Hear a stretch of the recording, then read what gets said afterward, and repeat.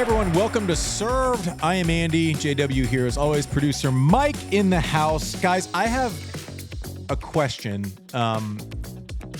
Producer Mike, what do you think the hardest thing in sports is as someone who's kind of worked in the space but can't hit a drive 240? That's not true. I've been working on it. Unless the in-town TrackMan's lying to me. It's lying to you. It's lying to you. Damn it. Repeat championships and honestly, the slams, any type of slam Grand Slam seems to be the hardest. Jon? So the specifics, right? Beat Rafa on clay and outrun Usain Bolt and take a round off of Khabib.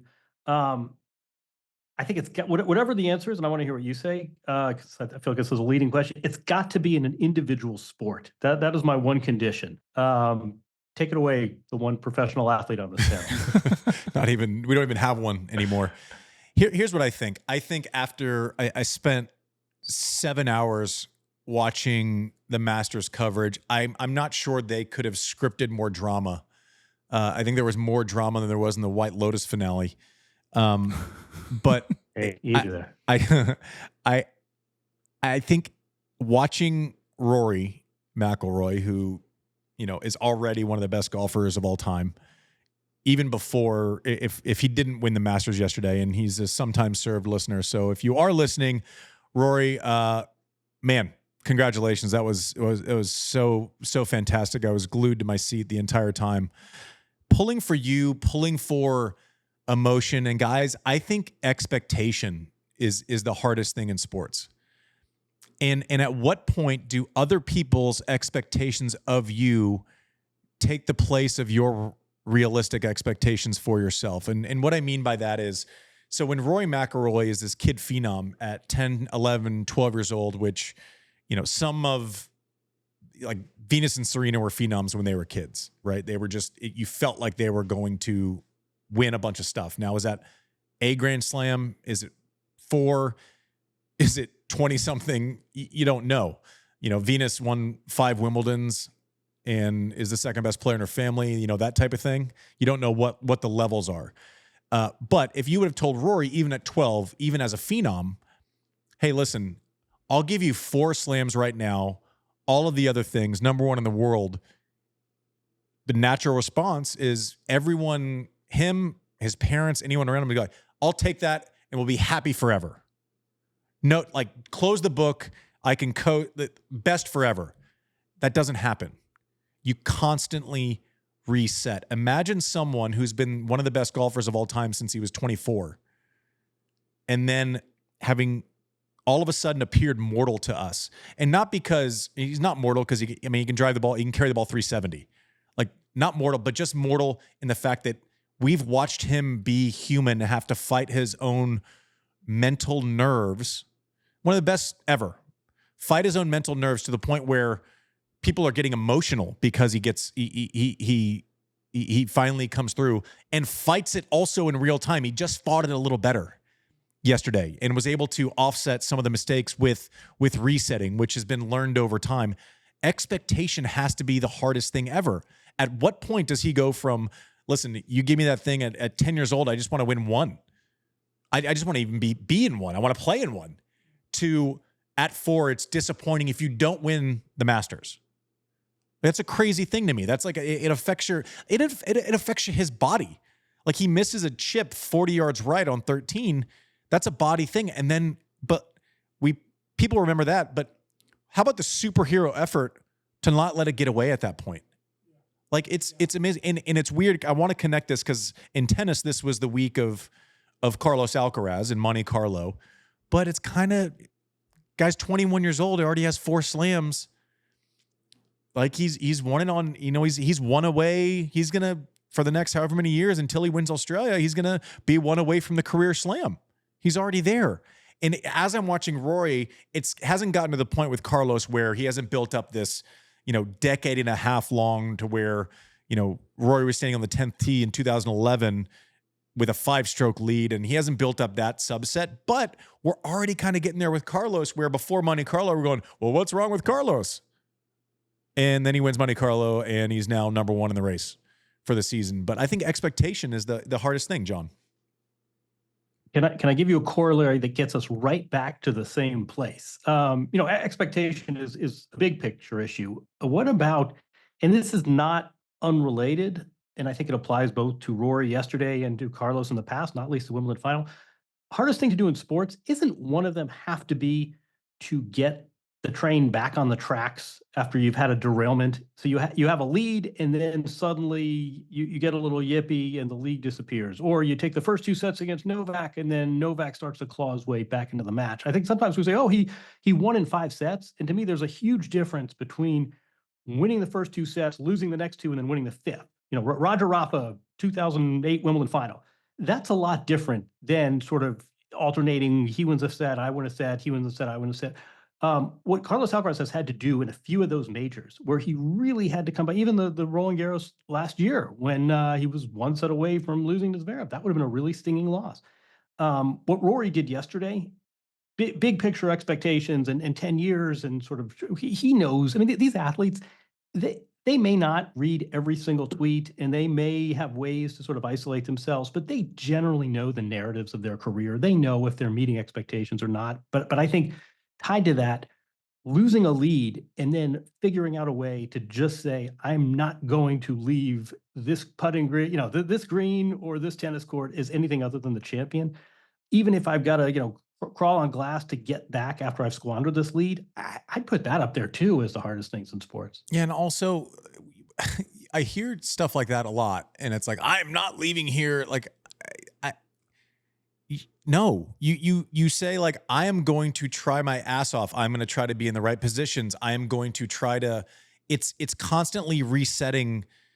You're basically doing the next 90 seconds of your life over and over and over, and you come up 1 stroke short, or it changes your entire narrative of your entire career based on 30 seconds, based on missing a 6-footer versus in the playoffs sticking it to 2 feet and making it. Rose drains a 17-footer, and it's just it's these little miniature moments that affect such a big thing. But listen, without the expectation and without everyone being invested, I don't think we see that reaction where he is laying on the green yesterday and his body is convulsing and heaving out of relief. That comes with expectations from when you're 10 and they're probably fun to, 24, and all of a sudden people are going, is he going to, is he in pace with Tiger? And then that gets away from you. And then it's just this one tournament to complete the career slam, to go, enter immortality. And it's something you've done a million times. Play 4 rounds of good golf. Can you get there? But sports is just the best reality show that there has ever been. You do not get these people who are absolute superheroes mixed with a sense of mortality that every single person who's ever been nervous about anything can relate to. And that's when you get the magic of the response that we saw with Rory yesterday. And my mind kept going to Carlos. It's like, at what point are we just morons? Because we're discussing him on TC Live all week, and it's like, well, Carlos just has to get to the point where he can steady the ship, and like these players. And I'm going, well, those players they're like all like 27. He's 21. He's just good enough to have had success. He's so obnoxiously talented and gifted and a hard worker, and he's won 4 without having to figure everything out. That's how good he is. Might be the same for Rory. It's like they're so aesthetically pleasing with the way that they play that we forget that they have to work at it, and that it isn't just always easy. In that, I mean, you saw what it meant to Rory at the end. It was like, I was emotional. It was amazing, and you wanted to see that moment. And it reminded me also back a little bit to, what interview am I going to mention right now? Madison Keys from Australia. We're talking about overcoming a decade of almost, and how it affected her and the people around her. I think expectation is the hardest thing in sports. You know what? I'm here in France right now, and a lot of talk. Wembanyama is going to revolutionize basketball. Is going to be the #1 pick. You've never seen a player with his skills at his height.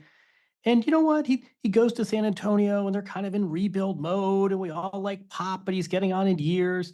That is a much different pressure than an individual sport. And I feel like we don't make this distinction often enough when it is just you, up it's up to you stepping up to the box. It's just you on the tennis court. That is referendum on you. You can't say, oh, the offense wasn't suited to my skills and the coach and the play calling stunk and my receiver dropped my passes or I would have had better stats.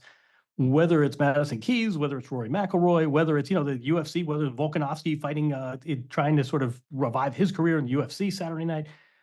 I just think we talk about sports being great theater and reality TV and this sort of microcosm for life.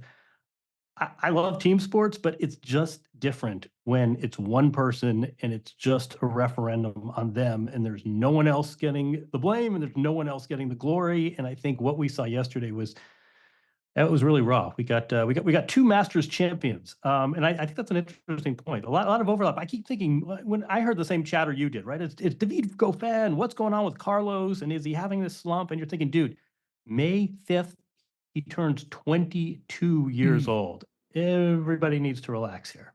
Yeah, but it's not crazy to think that someone who has won, but also like just to play devil's advocate and to counter myself, someone's won 4 slams. We've seen him beat Novak Djokovic in dominating fashion in a Grand Slam final. What was this? He's 10-1. 10-1. Grand Slams and Masters 1000 finals, only losing to Novak in Cincinnati in 2023. It's absurd to me because we kind of judge these people against their own shadows, which is totally fair. Like if we've seen the best version of you, then that's what the comparison is.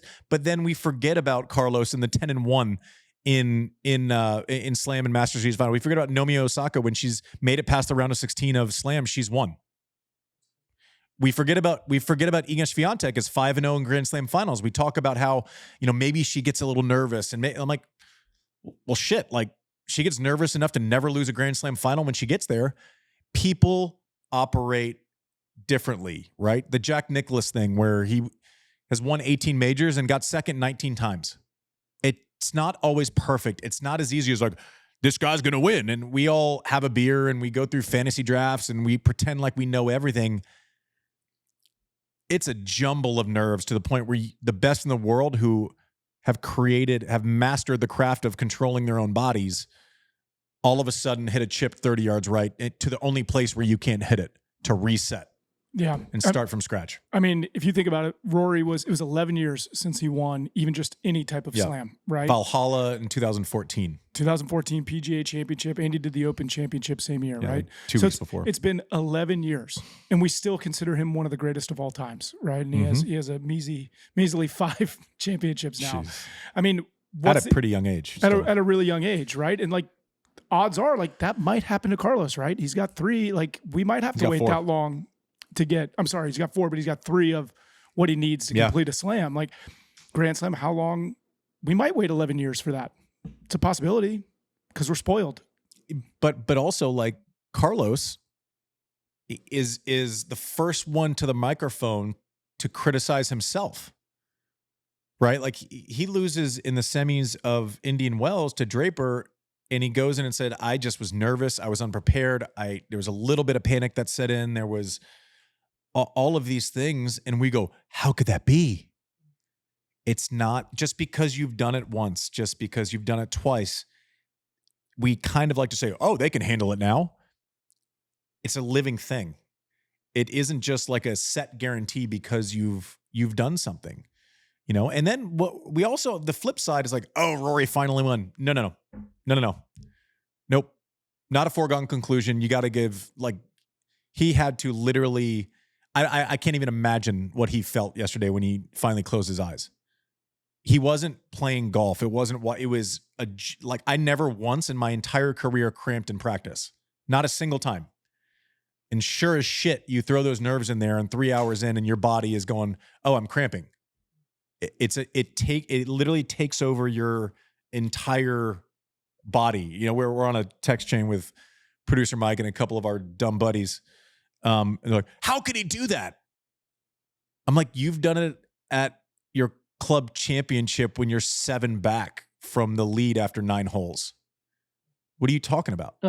You've done it parallel parking. I mean, these are the same neurochemistry that most people go through when they're like forgot. Oh, my wife wanted soy milk and I got regular 2%. I mean, we choke in our daily life. Just no one knows about it, and the stakes are lower. I choked to Dingles this morning. Yeah, Dingles. Man. Yeah. When you love to just have some sort of some transcript or just, I mean, the conversations he must have been having with himself for those last 3 hours, right? From I'm in pole position to holy shit, this thing's slipping away to I'm going to take this thing in a playoff to the absolute just exultation when he won. When you love to just have this sort of unadulterated transcript of what someone like that goes through in a moment like that. Yeah, I know it. It's yeah. I mean, and I was so happy for him because I didn't ultimately get there at Wimbledon, but like I feel like I had some of the same painful processes right over time, and I'm not as decorated as he is, and it wasn't such a glaring hole. It's just something that I wanted. But like I was so happy to see him fight through all of that stuff and to finally get there. And who knows how it goes now? Like maybe that's the driver that keeps him. Like he never. And by the way, credit to him because he never went away. It wasn't as if it's been 11 years and he just couldn't take it. He literally has been there every day in the top 2, 3, 4, maybe went crazy and dropped to 6 for like a cup of coffee, but he's never gone away. And so I'm so curious to see, is it like a breath or does he need that like angst to win the Players last month? Are you winning the Players because you want to execute at Augusta? Like I'm so curious as like the human mind and the psyche, or is it like, okay, I did it. Now let's let it rip. I don't have this, this 1,000-pound gorilla on my back. And so, but like, we don't know the answers, right? I think it's just so fascinating how people digest expectation. And then when it's done, we saw it with Novak in 2017 when he won the French to complete the career slam. He didn't he had an elbow injury, but he lost to Sam Querrey. And it was like, he's admitted to like, I was so mentally exhausted. I don't think I realized how much it was going to deplete me once it was done. So let's equate that back to Carlos, right? Because in this stretch, we've had Jannik out on suspension, right? And Carlos kind of alluded to the fact that he had this pressure of like, this is an opportunity to get to number one, which by winning, he is now number one in the world. Race, sorry. In the race. But ultimately, when he kind of resigned himself to being like, I just need to enjoy playing tennis, which is what he kind of said before the finals. What are we seeing from Carlos and what is that going to do moving into this clay season? You think this confidence that this win builds? I say all of this knowing that Carlos is already in like 3 years better than I ever have been. So my criticisms should be taken with a grain of salt, but it's just what I'm seeing with how good he is, right? So I'm doing the thing where I'm judging him against his own shadow, which is it's just what you have to do. We just have to be rational about it. I think to me this year and at the end of last year, kind of post Wimbledon, it's when someone's been able to stay with him, right? And he's a great front runner. Like when he gets confident and he feels like he's hitting every shot, it reminds me of Roger. I knew going into that matchup, I had to stay with him, right? Like I knew if I got broken in the first couple of games, that all of a sudden he opens up and the court looks, 20% bigger to him. If you can just hang, right? Like hang there. He had points where he was looking at his box and it looked like it was not decisive. It was like he was looking for and searching for answers. Carlos, he flipped that shit on its head in Monte-Carlo. Lost the first set 3 times. By the way, Artur Fils, I think he was the second best player at Monte-Carlo last week. Wow. He lost to Carlos in the quarters, but he looked unbelievable. He is going to make some noise this clay court season, and Paris is going to lose their minds for him.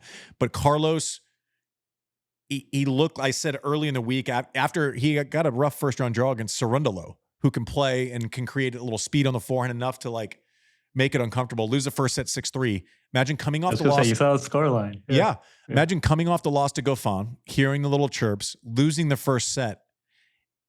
And I guess my overall point here is if we're going to have the criticisms, let's also still give them credit when they do something good and not just have that be a baseline, right? Goes 1-0.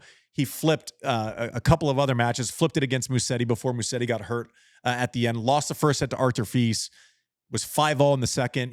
That could be 3 minutes away from exiting, and it didn't, contrary to like maybe the US hardcourt swing and the match against Novak in Australia, didn't seem like he was searching for answers. His commands had a little bit more force to them, right? He was able to pull back.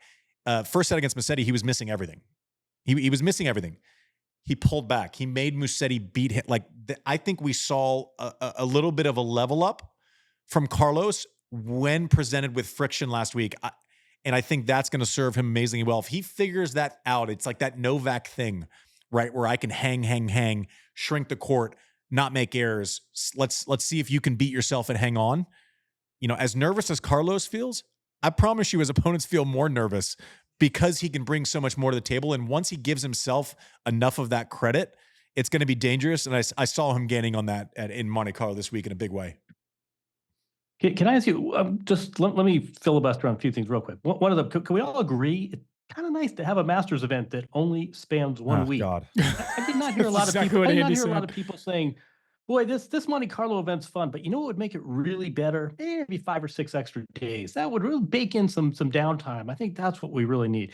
Number two, I just want to go back to what you were saying before. I mean, look, if you said Carlos Alcaraz is not performing at his customary level, he's not meeting the bar he set. That's just math. I think what I'm talking about, though, is, he needs a coaching change. He's smiling too much. Is this a slump? I mean, I think you're right to go back to what you said before, because I think it's an important point. Look, we're not saying people are immune to sort of criticism. They're immune to sort of statistics that are unfavorable. I mean, saying that Carlos Alcaraz at Masters 1000s level is not bringing a big four level of intensity, that's just math. I mean, that's just fact-based. To me, what I take issue with are these sort of sweeping criticisms about a 21-year-old with 4 majors. I just want to go back to him on clay, because someone asked me this, and I didn't have a great answer, and I know that you will. You watch Nadal, and it's pretty obvious, even to a casual fan. You look at his spins, you look at what he's doing with his serves, you look at the lefty game. It's pretty obvious why clay goes so well with his tennis. What does clay do to Carlos, and why is he? Explain the marriage of him and the surface. One, it opens up the drop shot way more, right? Because there's a lot more times where you're sliding and you can. What he does phenomenally well, and it just works better when people don't have sure footing. So outside of hard courts, he is so good at playing against people's movement, right? So John, imagine you're playing Carlos Alcaraz, and you leave a backhand, you don't hit it perfectly firm cross court. So therefore, you're getting that little circle C, and you're seeing him kind of wind up for that forehand. So the couple of things that you have to defend that point is your weak side, which I'm assuming is your backhand, JW. Maybe you're like the rest of us, where you need to cheat to that side a little bit, all the while knowing that this wonderkin can go just as big to your forehand.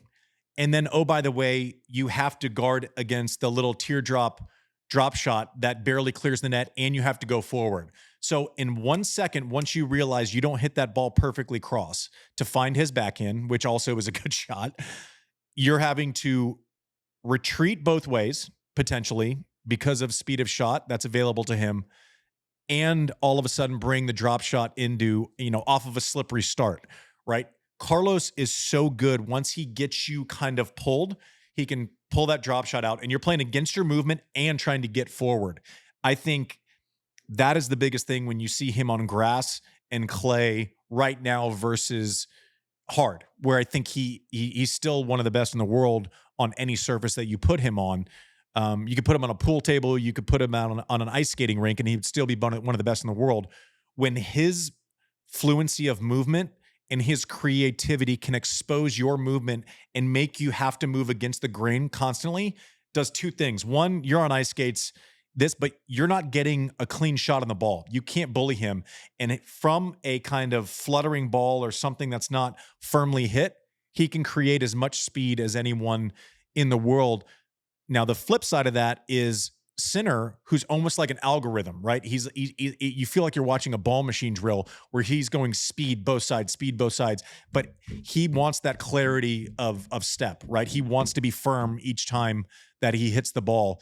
When you kind of add a little bit of, uncertainty beneath your feet, that actually affects him negatively. So his ability to move and his ability to play against his opponent's movement is like the biggest mind fuck if you're playing him.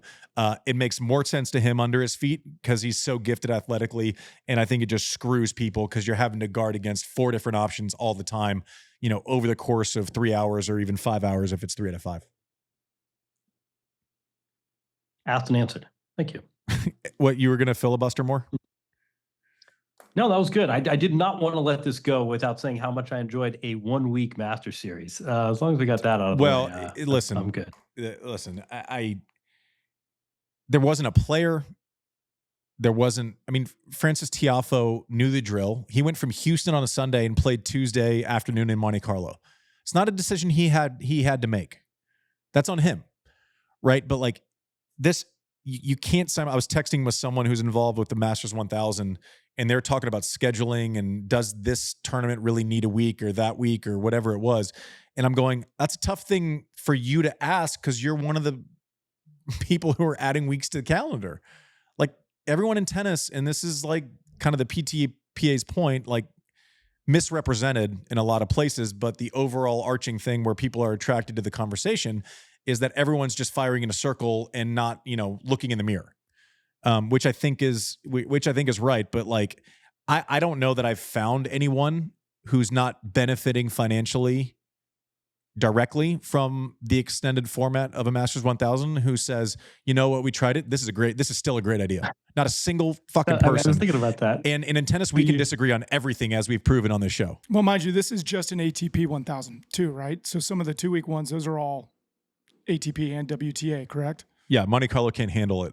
The facility is not big enough to handle both, and it works out nicely in a week. But I had asked you, I was like, oh, is there prize money? Because everyone was like, oh my gosh, Carlos won $1.1 million to win this thing. I was like, is Monte-Carlo have like a larger prize option for the winner than everywhere else? And you're like, no. And we looked it up, and it's on average with Indian Wells and Miami and the other ones.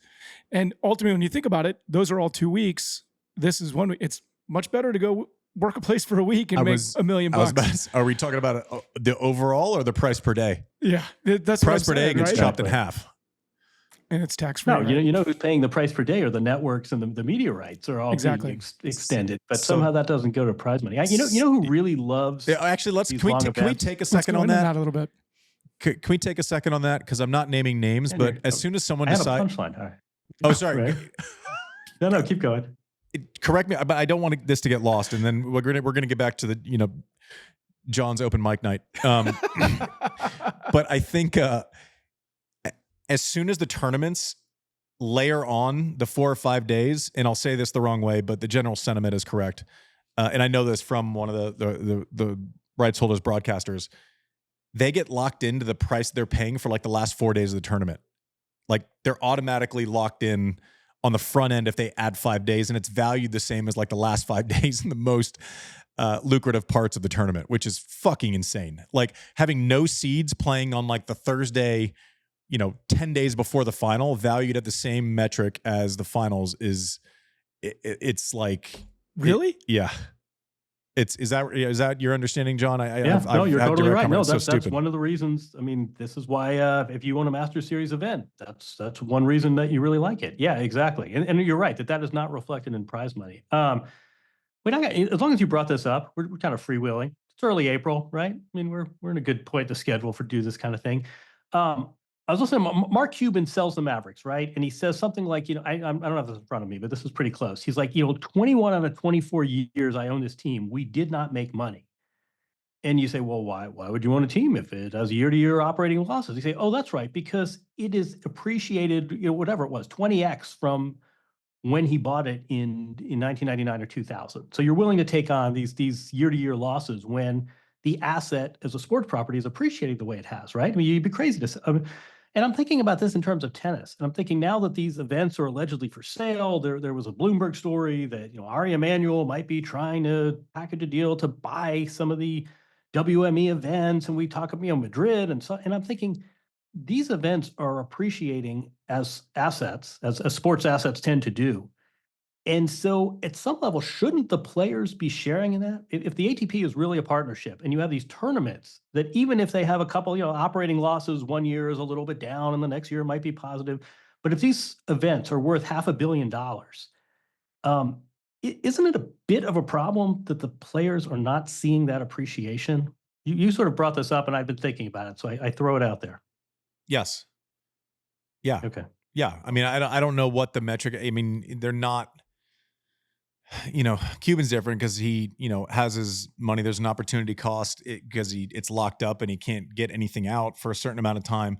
But also, like, Cuban is able to sell the asset on the basis of the new TV contract that kicks in 2026 or 2027, Mike. Yeah. And he gets credit for that. So it's not even just the revenue year to year. It's like if they sign a TV deal for 3 years in the future, he can trade off of that.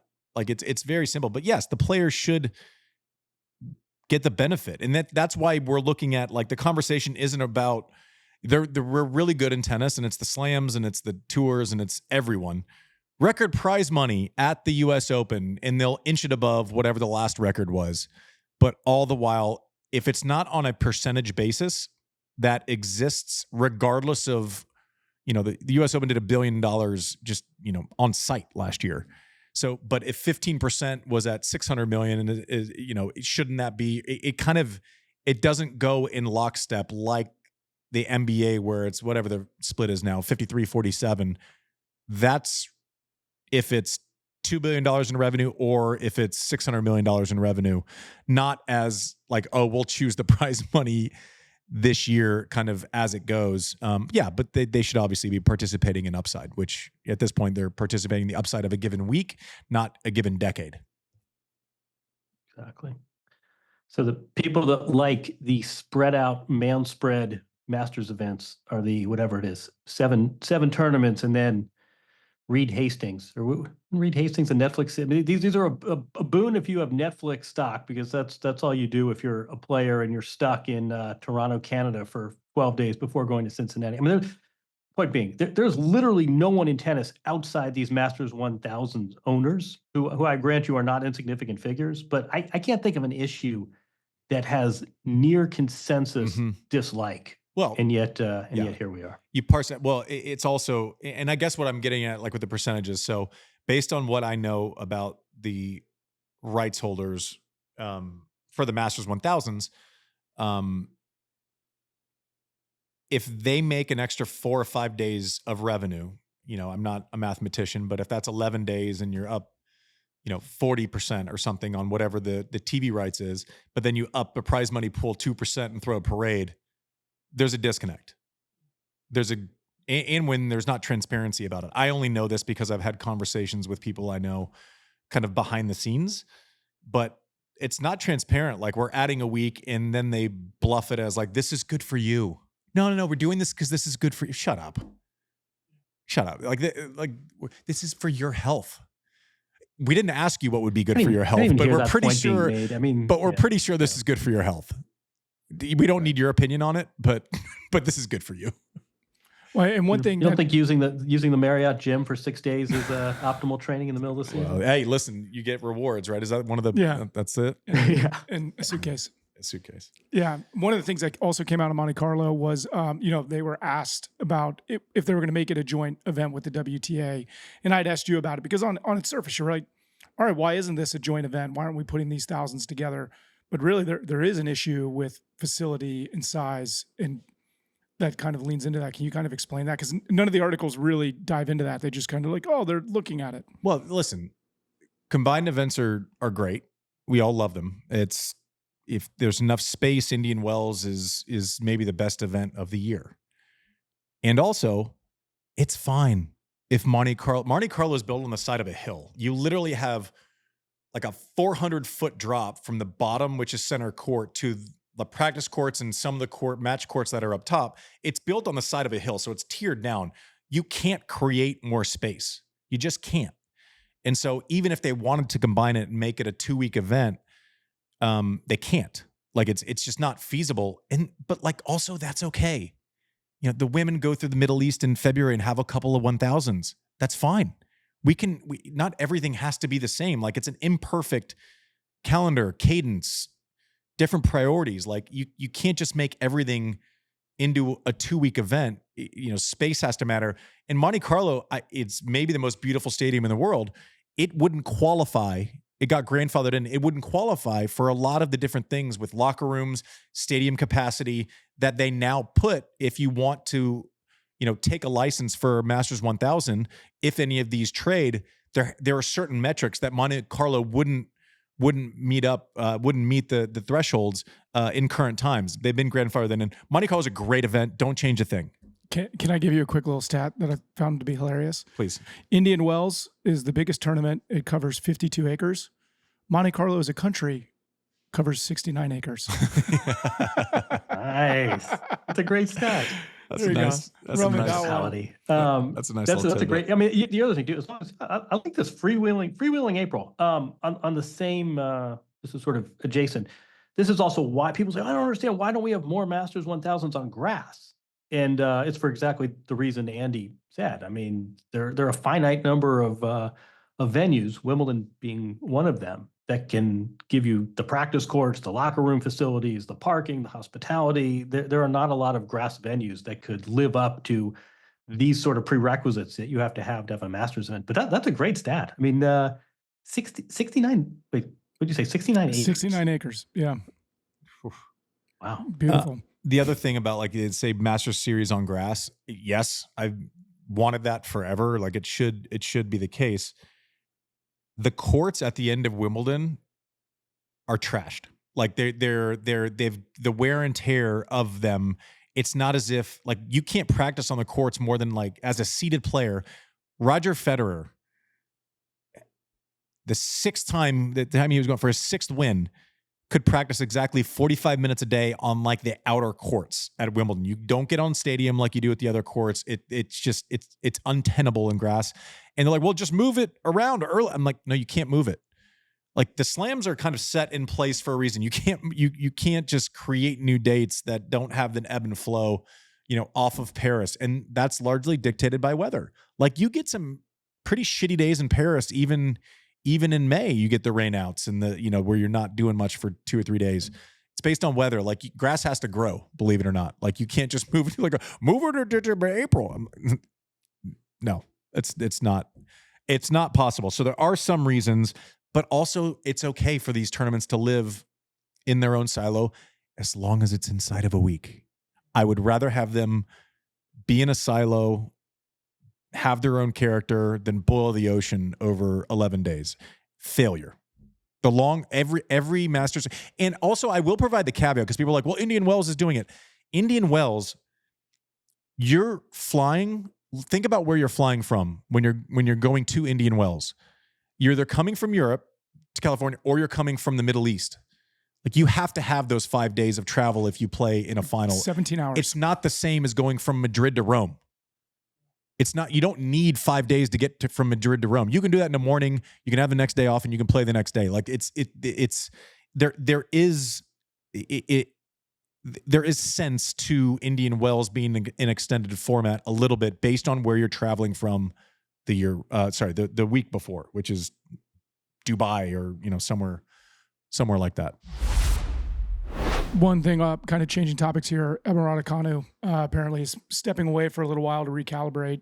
She bowed out of the recalibrate. What? She was playing great. She just found her form. Why is she recalibrating? I don't know. She backed out of the Billie Jean King Cup. She's skipping recent tournaments, and she's rumored to potentially be bringing on Mark Petchey. I love Petchey. I love Petch. Yeah, I love Petch. And by the way, he was there in that role. I was going to say, yeah, this is like Billy Martin. This is like round 2, isn't it? Yeah, this is a lot of rounds. He was there. He was mixing it in with Tennis Channel, and they were, letting him work with, not letting him, accommodating his commentary schedule based around working with Emma in Miami. Had great results.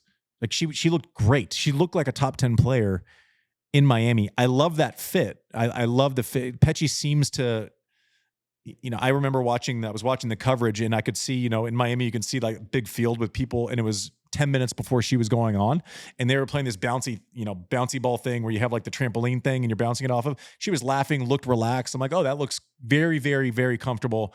Love Mark Petchey. I think he has a great tennis brain. I think he's endlessly curious about the game of tennis. And JW and Mike, I want your opinion though, based on the churn of she's hired people for 2 days at a time, 3 weeks at a time. We have to be in the upper 20s. Does it affect, like she needs Petchey now because I got to think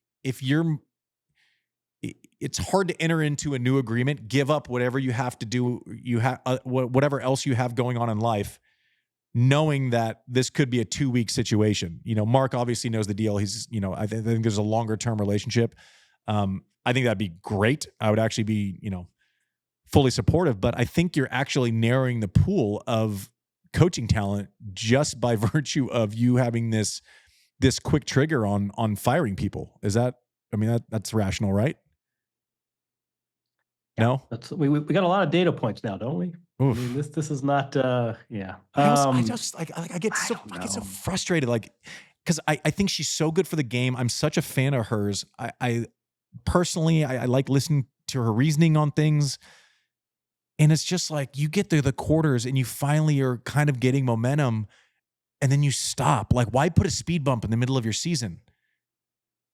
It just drives me. It seems like it happens over and over. It's hard though. It's a hard one for me. this is truth serum here. It's a really hard one for me because at some level we're partial to people that think outside the box and that don't do. Whether it's the Williams sisters or whether it's Roger for a while didn't have any coach. It's kind of interesting. At one point, she had, and I know her father was interested. What if we hired one coach for each stroke? Who says you have to have one coach? We'll have a return coach, a serve coach, a backhand coach, and a forehand coach. She is not sort of going through conventional tennis scheduling. She seems to pull out at strange times. The whole rhythm, right? The whole sort of trajectory of her career is bizarre. She was playing, she was playing an event in Landisdown, Pennsylvania, and did not win it.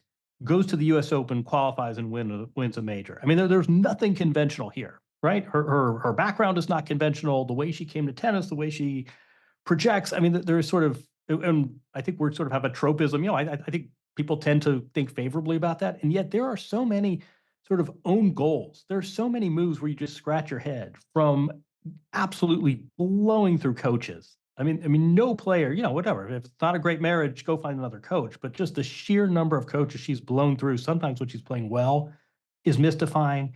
The pullouts, the withdrawals, she doesn't want to qualify. I don't know. At some level, when a player takes ownership of their career and makes decisions that piss off the WTA and that piss off the establishment, you sort of want to wink the way we did with the Williams sisters 20 years ago.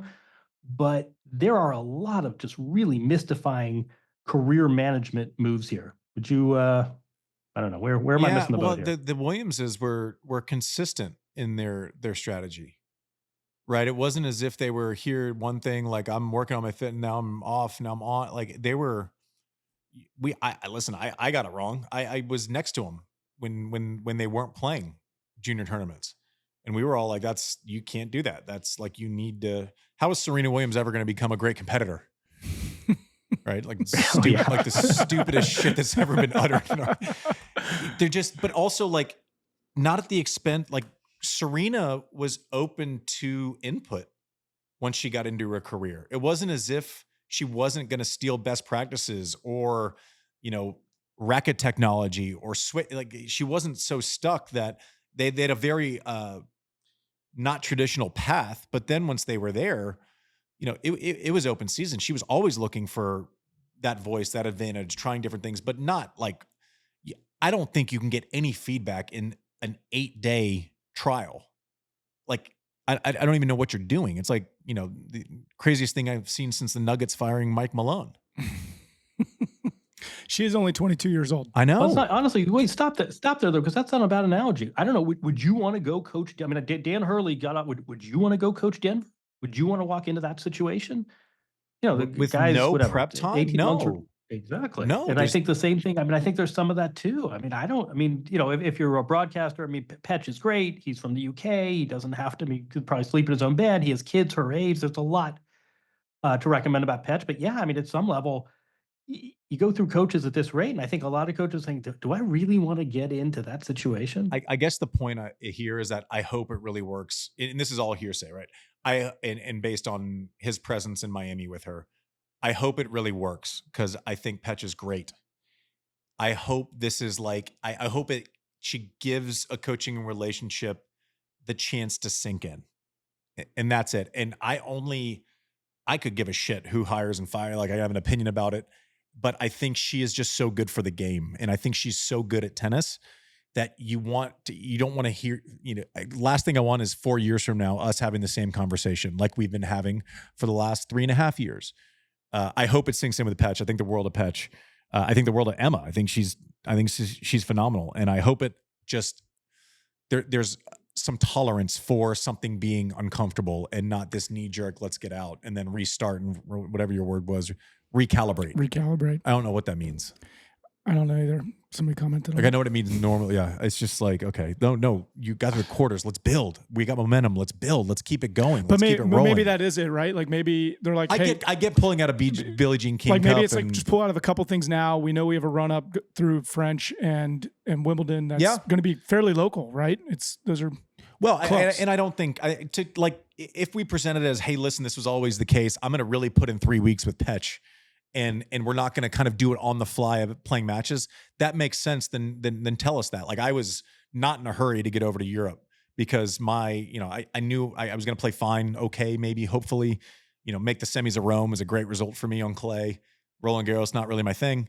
But my eyes were, I automatically, once Miami finishes, I'm thinking about Wimbledon and then how do I ramp up, because that's really where the ceiling. So if she's just, I don't think clay is going to be her best surface. I think she's obviously great on clay. She's really good on grass. Like, so maybe that's the strategy. And if that is, I hope that it is a strategy that is like, this is our next 3 months and you stick to it. Right. Last thing, your guy, Roger Federer said he's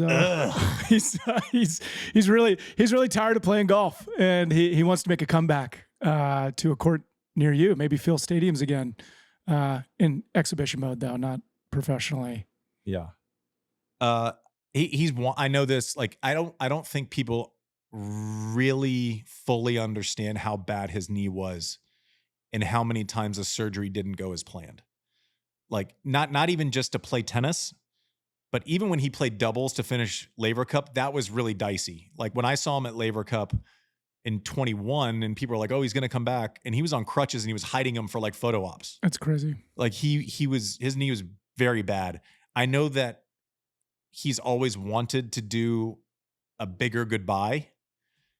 It sounds like maybe now the knee is healthy enough where he could probably entertain it. I think people want to be able to say goodbye to him. I can't imagine. I mean, I know the shots that he was able to hit when the chips were down, as far as that would make you go ooh and ah. Imagine if, it was just an open canvas and a paintbrush and he could mess around and there was no real consequence. That'd be amazing to watch.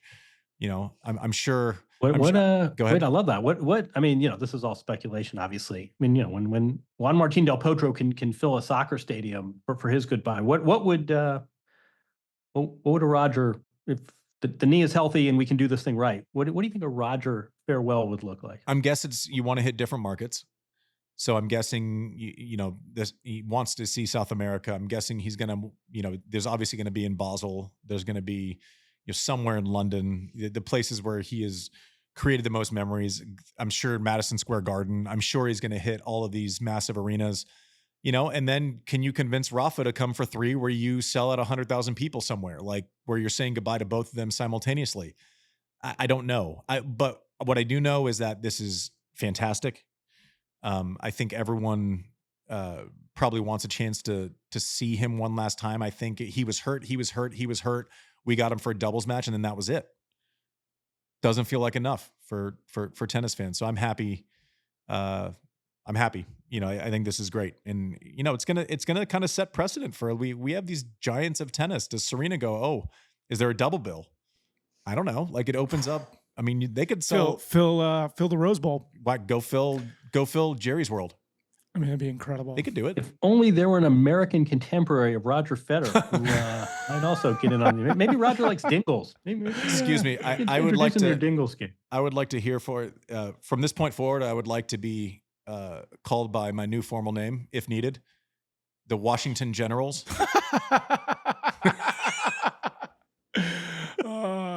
The Harlem Globetrotters reference. I'll take it. To your point, it's interesting. It's going to be a mix and match. He's going to have to play someone. If you go to Argentina, obviously it's like you ask Juan Martin, because is your knee healthy enough? Like this would be, fantastic. If it's France, who knows? Is it Memphis? Is it Tsonga? Is it someone that he's somehow played against? Or is it like you're trying to book Rafa for as many dates as possible? Or, I don't know. I'm sure there's going to be a local flair, but if they walk this out, is it 3 cities in Europe, or are we doing 25 cities across Earth? There's a lot. There's a lot. It's fun. Yeah, it's fun to think about. Make it a proper tour. Yeah. Little T Swift action. He can just keep extending it. Yeah, but also he's gonna I think that run from like post US Open through Australia. Oh my gosh. He could shift a little bit of tennis interest, I think. Oof. Did you guys ever see it was on the eve of COVID? I'll actually tell you a funny side story, but it was on the eve of COVID. But remember the event in South Africa that he did with Rafa? Yep. I mean, it was philanthropy, and people. it wasn't. I mean, you could spin forward, but I mean, this was in no way sort of a career send off. But boy, if you could replicate that, 24 arenas all over the world, you got something. You got a good documentary too. But yeah, I mean, right before COVID, they had that. I'm blanking on the name of it. They hit for Africa. Yeah, it was Bill Gates. Trevor Noah was doing it, but they did 100,000 people. Exactly. Yeah, the match for Africa. 100,000 people. Crazy. Exactly. Anyway. Right. And what?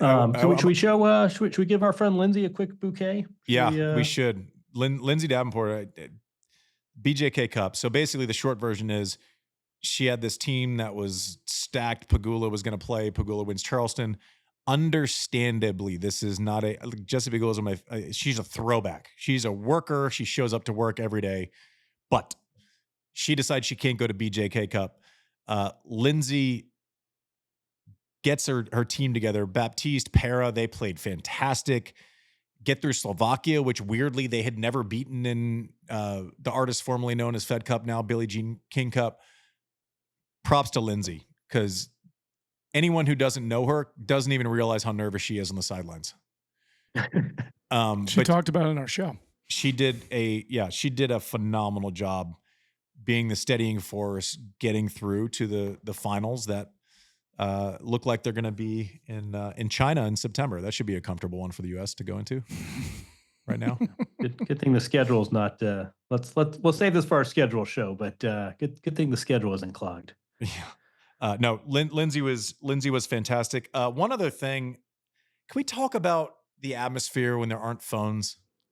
Oh, back to the Masters. When you're watching the Masters, so cool. Oh yeah. And you get the reaction to literally some person, human, working a scoreboard and putting up a score of something that's 800 yards away happening somewhere else, and you go to you get that entire broadcast is so much better because we know what's happening, but they get a lot of juice out of the squeeze of showing the crowd reacting to things that happen. Just so people know. I think we got to explain this. I think we got to explain to people what we're talking about here, right? This is not the Monte-Carlo Masters. When you go to Augusta, to the Green Jacket Masters, I mean, I've had friends that literally were thrown off the grounds. It's like going to a comedy show where you've got to check your phone. So even these guys who fly in on their Gulf Streams, no one can have a phone on the golf course. And part of that, you're right, you're free of distraction, but also, you watch these games, even the game 7 of a World Series, and you look behind home plate and everybody's looking down. I mean, to me, it was sort of the crowd in the galleries actually could watch what they had paid to watch. Crazy concept. And I think that really, you jump back in, but I feel like that really changed the experience for people at home too, when the crowds there were not distracted and they were watching what was in front of them, which used to be why we went to sporting events. And also, I think everyone was just kind of unified. We respect Justin Rose. We're going crazy for Rory. We're not looking for the opinions of every other person that's not there. We're not getting feedback in real time. We're just kind of feeling. So for live events, no phones. For, I don't know, let's call it Tuesdays after live events, take out your phones, take out your tablets, check us out on Serve Media, YouTube, Apple, Spotify. I thought it was great, and I just couldn't get over the thoughts of expectations and accomplishment and how we digest that. Is it fair? Is it not? I'm sure it's somewhere in between.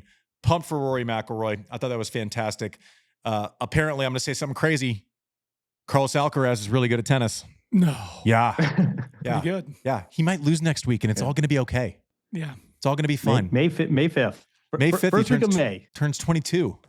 You know who comes back May 4th? Tell me. Sinner. Dun, dun, dun. Thank you for watching Served. We'll see you next week.